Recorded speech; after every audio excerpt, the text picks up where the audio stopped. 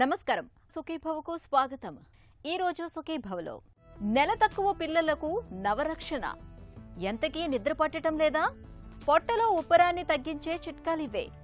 హఠాత్తుగా చూపు తగ్గడం ప్రమాద సూచన. ఇంకా హెల్త్ టిప్. నెలలు నిండకుండానే బిడ్డ పుట్టినప్పుడు ఆ పసిబిడ్డకు మన లోకంలో చాలా రకాల సమస్యలే స్వాగతం పలుకుతూ ఉంటాయి. శ్వాస కష్టాలు మొదలుకొని కామెర్ల వరకు చాలానే కనిపించే అవకాశం ఉంటుంది. ఒకప్పుడైతే నెలలు నిండని పిల్లల్లో కనిపించే సమస్యలకు చికిత్స అంతంత మాత్రంగానే ఉండేది. ఇప్పుడు అలా కాదు. నెలలు నిండకుండా పుట్టిన పిల్లల్లో ఎదురయ్యే సమస్యలకు ఆధునిక వైద్యంలో చక్కటి రక్షణ ఏర్పాట్లు ఉన్నాయి. నెలలు నిండకుండా పుట్టిన పిల్లల్లో ఎదురయ్యే సమస్యలు, వాటికి చికిత్స మార్గాల గురించి ఇప్పుడు తెలుసుకుందాం.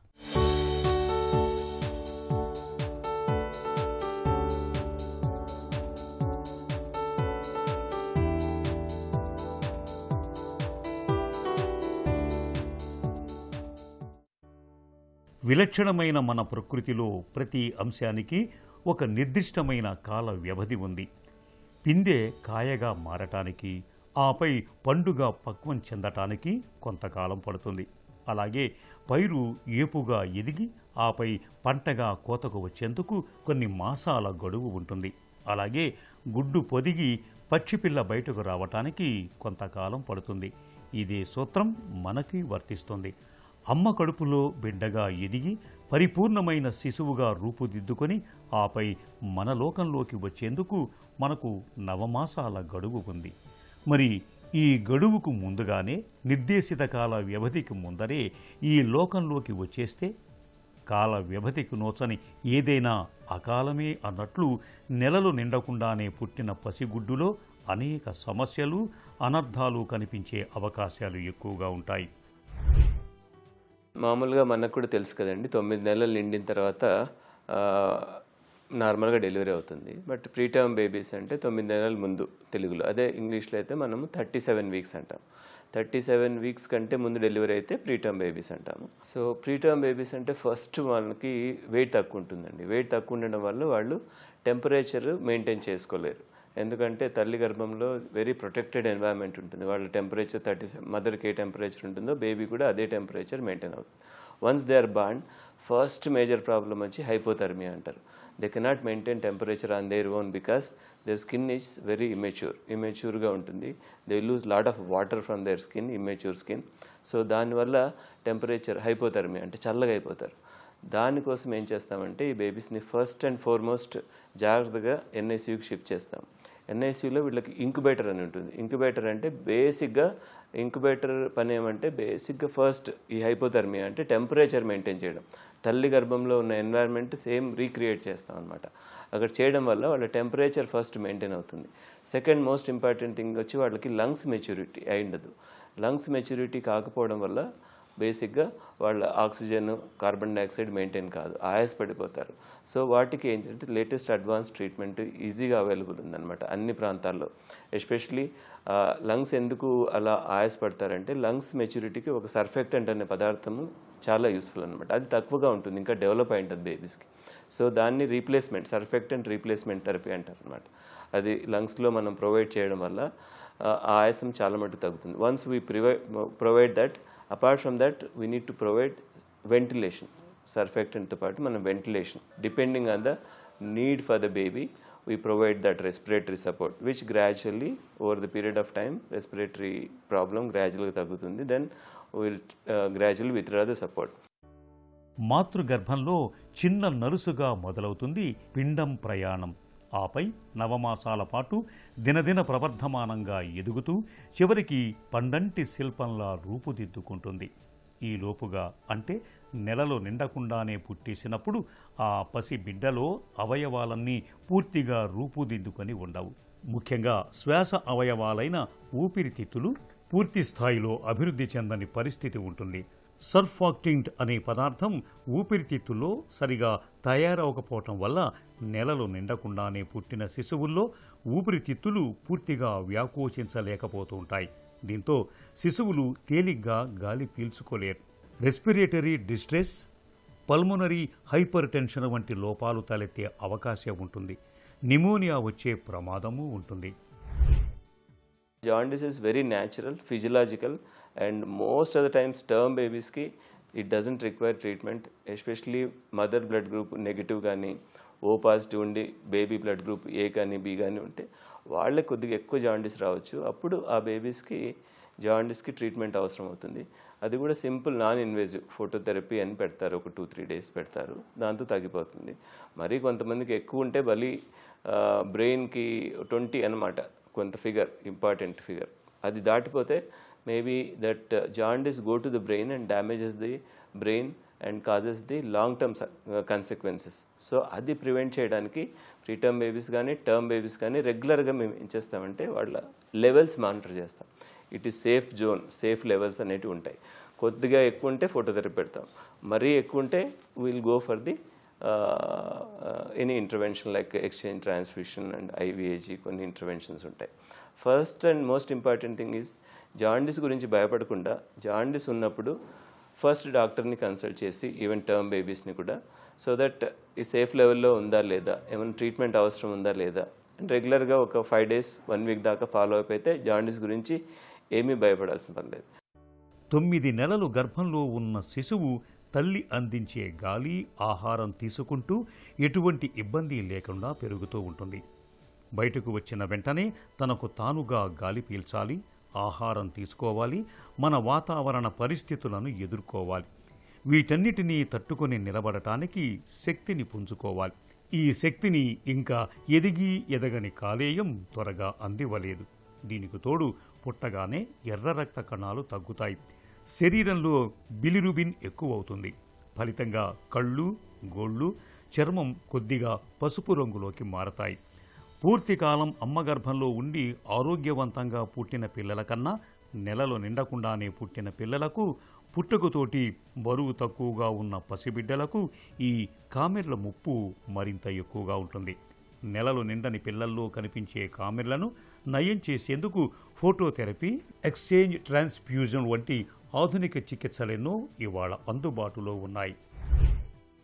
ఇన్ఫెక్షన్స్ చాలా ఇంపార్టెంట్ అండి ప్రీటర్మ్ బేబీస్లో. ఇన్ఫెక్షన్స్ అనేటివి they are one of the important causes of mortality and morbidity, అంటే important cause for death in the preterm babies.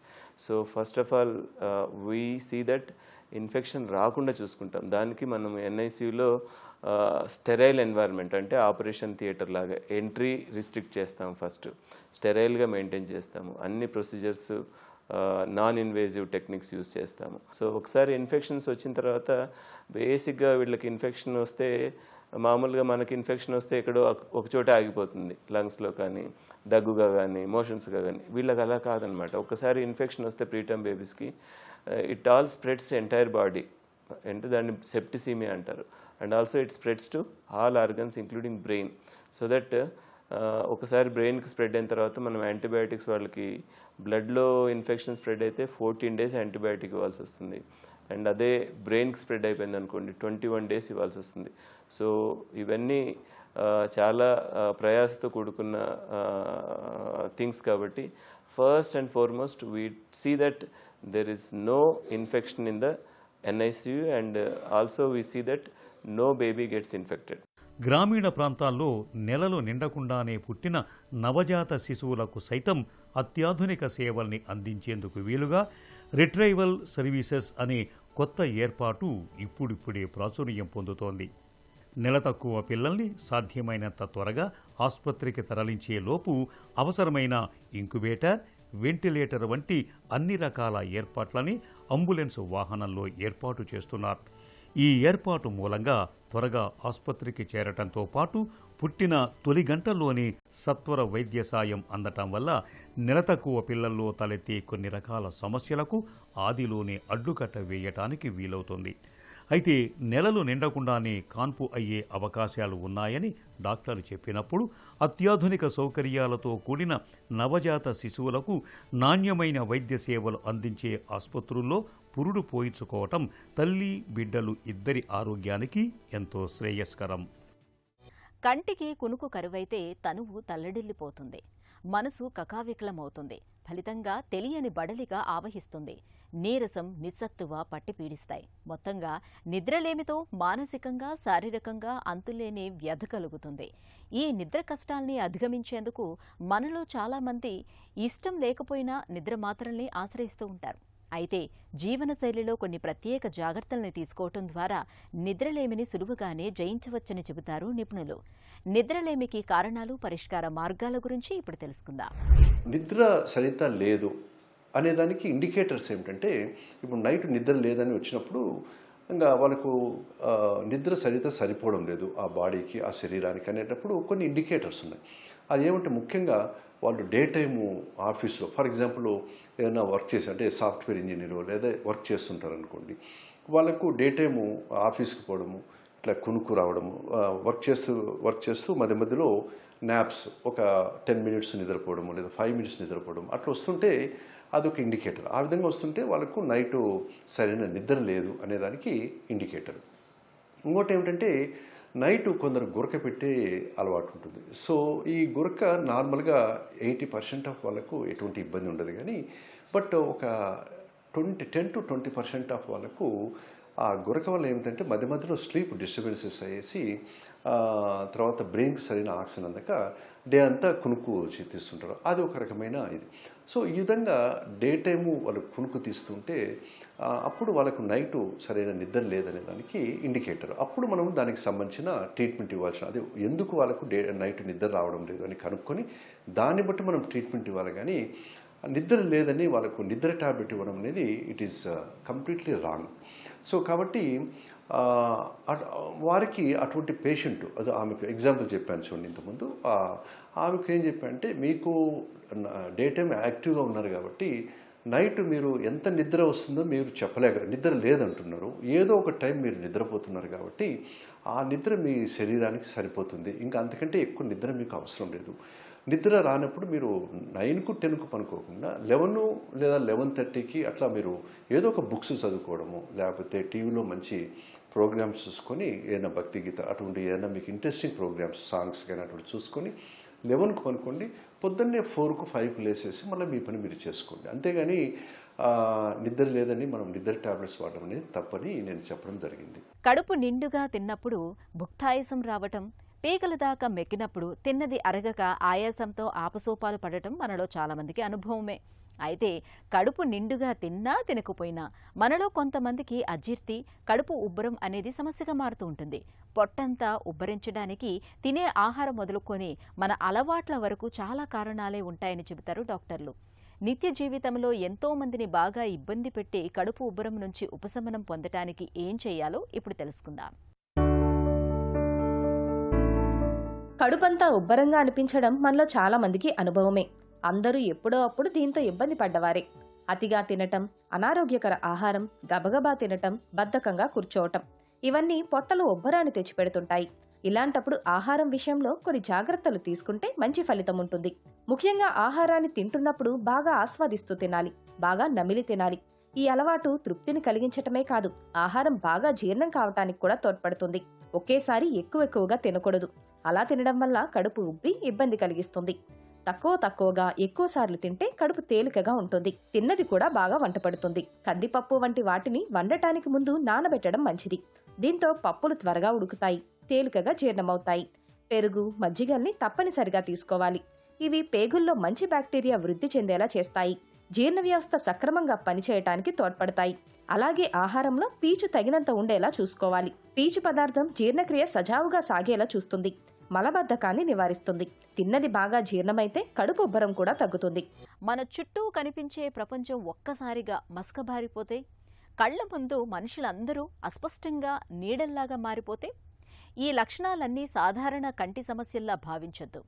నిద్ర లేకపోవటం వల్లే ఇలా అవుతుందని అశ్రద్ధ చేయొద్దు. ఎందుకంటే ఇవి మన శరీరం పంపే హెచ్చరిక సంకేతాలు. హఠాత్తుగా చూపు తగ్గటం అనేది బ్రెయిన్ స్ట్రోక్కి తొలి సంకేతం కావచ్చు. డయాబెటీస్ కళ్లను మింగేస్తున్న ప్రమాదం కావచ్చు. కంటి నరంలో తలెత్తిన ఎమర్జెన్సీ కావచ్చు. హఠాత్తుగా చూపు తగ్గడాన్ని ఎందుకు సీరియస్గా తీసుకోవాలో డాక్టర్ని అడిగి ఇప్పుడు తెలుసుకుందాం.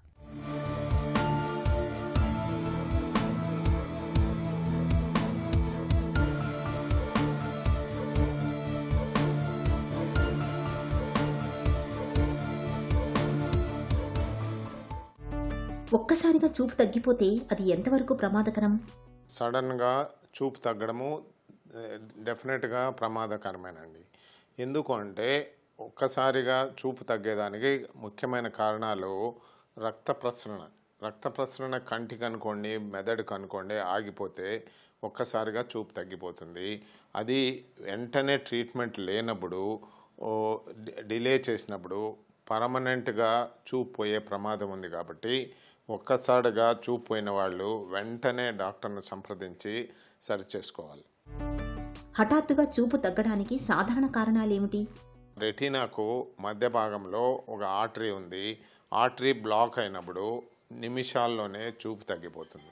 అలానే సెంట్రల్ రెటినల్ వీన్ అక్లూజన్ అని ఉంది. తర్వాత ఈ కంటికే కాకుండా ఆప్టిక్ నర్వ్, కంటి నుంచి మెదడుకు సప్లై చేసే నర్వ్ను ఆప్టిక్ నర్వ్ అంటాం. ఈ ఆప్టిక్ నర్వ్కు బ్లడ్ సప్లై తగ్గేదాన్ని కూడా AION అనే అంటాం. దీంట్లో కూడా సడన్గా చూపు తగ్గిపోవడం జరుగుతుంది. ఇది కాకుండా ఈ బ్రెయిన్లో కూడా ఆక్సిపిటల్ కార్టెక్స్, ఈ ఆక్సిపిటల్ కార్టెక్స్కు బ్లడ్ సప్లై ఆగిపోతే సడన్గా తగ్గిపోతుంది. ఇవన్నిటినీ మనము వాస్కులార్ లీజన్స్ అంటాం. వాస్కులార్ లీజన్స్ అంటే రక్త ప్రసరణకు సంబంధించింది. రెండో కారణం ఏమంటే కంట్లో ప్రెషర్ సడన్గా పెరిగితే గ్లాకోమా అంటాం. అక్యూట్ గ్లాకోమాలో కూడా సడన్గా చూపు తగ్గిపోతుంటుంది. మూడోది రెటీనాకు సంబంధించింది. రెటీనా ఊడిపోవడాన్ని రెటినల్ డిటాచ్మెంట్ అంటారు. రెటినల్ డిటాచ్మెంట్లో కూడా సడన్ లాస్ ఆఫ్ విజన్ ఉంటుంది. ఇంకొకటి రెటీనాలో బ్లీడింగ్, రెటీనా మీద రక్తస్రావం అయితే కూడా చూపు తగ్గిపోవడం జరుగుతుంటుంది. ఇంకోటి ఈ విట్రియస్, రెటీనా బ్లీడ్ ఎక్కువయ్యి విట్రియస్ లేక్ బ్లడ్ వస్తే విట్రియల్ హెమరేజ్ అంటాం. ఇలా విట్రియల్ హెమరేజ్లో కూడా చూపు తగ్గిపోవడం ఉంటుంది.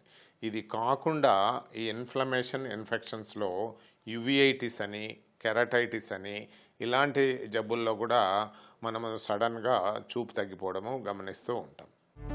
ఒక కన్నులో మాత్రమే చూపు తగ్గితే అది ఏ వ్యాధికి సంకేతం?